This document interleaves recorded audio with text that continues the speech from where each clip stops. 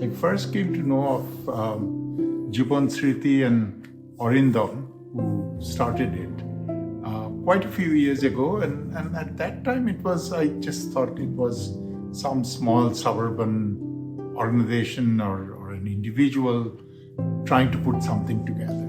But still, his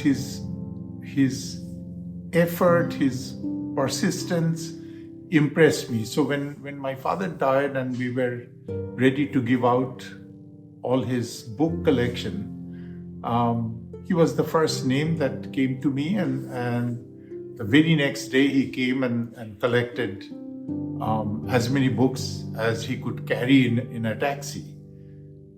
Little did I know at that time that what he's going to do with it. I thought it's a personal collection that he's putting it somewhere in a bookshelf.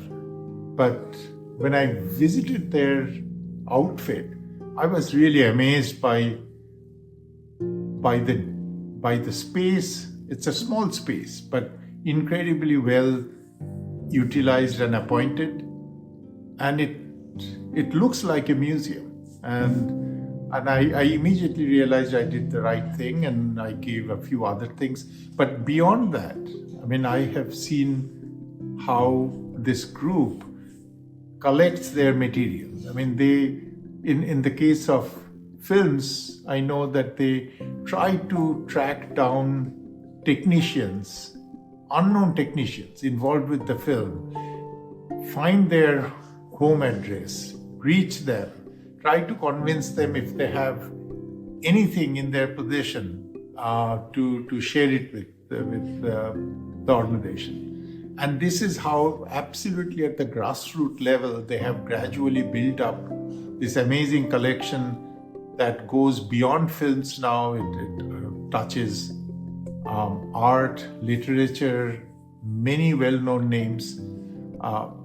Right now, I sometimes wonder how long they can fit everything into that small space. But I also understand the finances. Unless they get some kind of institutional help, which they absolutely deserve, they cannot grow beyond where they are today.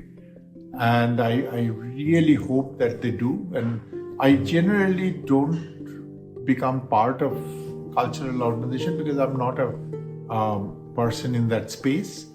But this one I agreed to because I think it's a seed of a great organization that I see in Jibansmriti.